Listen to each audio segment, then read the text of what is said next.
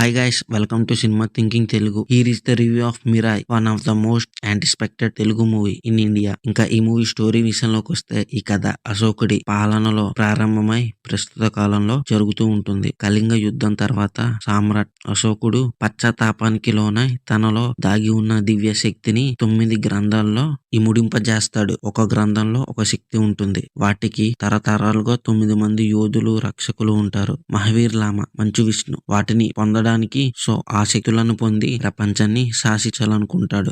ఈ కుట్ర గురించి ముందే తెలుసుకున్న శ్రేయ 9వ గ్రంథం రక్షణ కోసం తన కొడుకు తేజ సజ్జను తయారు చేస్తుంది. అనాథగా పెరిగిన తేజ సజ్జకు మన రితికా నాయక్ దారి అయితే చూపిస్తుంది. ఇంకా మూవీ స్టార్ట్ అవడం హీరో సేమ్ అన్ని రొటీన్ మూవీస్ లో ఉన్నట్టుగానే ఒక పాత బస్తీలో ఉంటాడు. అక్కడ మూవీ స్టార్ట్ అవడమే ఫైట్ తో స్టార్ట్ అవి ఒక 30 minutes silly cringe punch dialogues తో అయితే నడుస్తూ ఉంటుంది. ఆ 30 మినిట్స్ ఎందుకు అని అడిగితే ఇది ఒక typical type of Telugu movie. ఇదంతా మనకు తరతరాల్లో వస్తున్న ఆనవాయితీ. స్టార్టింగ్ 30 మినిట్స్ డైరెక్టర్స్ కి అక్కడ ఏం పెట్టాలో తెలియదేమో, అందుకేనే ఆ క్రింజ్ కామెడీ అంతా స్టార్టింగ్ 30 మినిట్స్ అయితే చేయిస్తారు.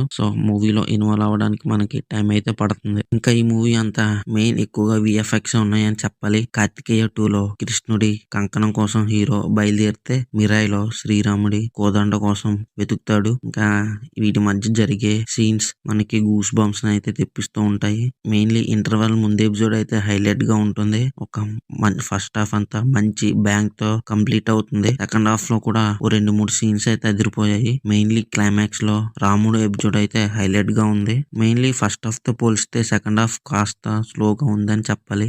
ట్రైన్ ఎపిసోడ్ అండ్ శ్రీరాముడు ఎపిసోడ్ సెకండ్ హాఫ్ హైలైట్ అని చెప్పాలి. ఇంకా మెయిన్లీ ఈ మూవీలో పాజిటివ్ విషన్స్ వస్తే విఎఫ్ఎక్స్, గ్రాఫిక్స్ ఇవన్నీ పాజిటివ్ గా ఉన్నాయని చెప్పాలి. 60 కోట్లు బడ్జెట్ లో ఈ రేంజ్ విఎఫ్ఎక్స్ అంటే పర్లేదు.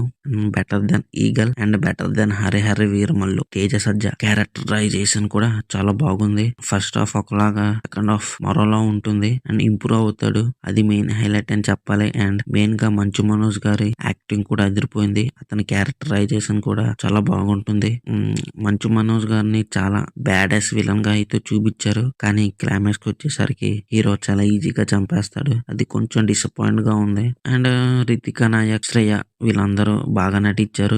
జగపతి బాబు గారు కూడా బాగా యాక్ట్ చేశారు. మెయిన్లీ మూవీలో కొన్ని సర్ప్రైజెస్ అయితే ఉన్నాయి. అవి మీరు థియేటర్ లోనే ఎక్స్పీరియన్స్ అవ్వాలి. స్పాయిలర్స్ అయిపోతాయి ఇప్పుడు చెప్తే. ఇంకా నెగిటివ్ విషయంలోకి వస్తే హీరోయిన్ డబ్బింగ్ అన్నది అంత బాగోలేదు. మెయిన్లీ ఆవిడ ఫస్ట్ మూవీ అయితే బాగుంది. ఆవిడ ఫస్ట్ మూవీ విశ్వక్సేన్ తో అయితే చేసింది. ఆ మూవీ పేరు అయితే నాకు గుర్తులేదు, కానీ అక్కడ డబ్బింగ్ అయితే చాలా బాగుంటుంది. మెయిన్లీ ఆ మూవీలో సెకండ్ హాఫ్ ఈడు వల్లే చూడాలనిపిస్తుంది మనకు. కానీ ఇక్కడ హిందీలో వచ్చే డైలాగ్ చెప్తారు, వాటిని డబ్బింగ్ కింద మార్చుకుంటారు. లిప్సింగ్ అనే అంతగా పూర్తి అవ్వలేదు. ఎప్పటి నుంచో ఉన్న శ్రేయ గారు కూడా అసలు తెలుగే నేర్చుకోలేదు ఇప్పటి వరకు.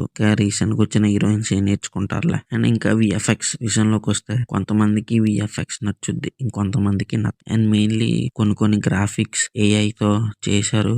దాని వల్ల అంతగా ఎక్కలేదు అంటున్నారు. కానీ తేజ సజ్జ గారు మాత్రం ట్రైన్ సీక్వెన్స్ అన్నది ఏఐ కాదు, రియల్ గా షూట్ చేసామంటున్నారు. మాక్సిమం కొన్ని అయితే ఏఐ ఉంటాయి, కానీ 60 crore బడ్జెట్ పెట్టి ఈ రేంజ్ విజువల్స్ అంటే బెటర్ అని చెప్పాలి. ఈ వీకెండ్ మిరాక్ అయితే వెళ్ళండి. రీసెంట్ గా Kishkindhapuri and Demon Slayer movie reviews కూడా పెడతాను. ఆ వీడియోస్ కూడా చెక్ చేయండి. అండ్ ఈ వీక్ రిలీజ్ అయిన ఈ 3 సినిమాలు బాక్స్ ఆఫీస్ దగ్గర మంచి పాజిటివ్ టాక్ అయితే అందుకున్నాయి. మీ ఫ్యామిలీ మెంబర్స్ తో వెళ్ళి చూడండి. వీడియో నచ్చితే లైక్ చేయండి, షేర్ చేయండి. మన ఛానల్ ని సబ్స్క్రైబ్ చేయడం మాత్రం మర్చిపోకండి.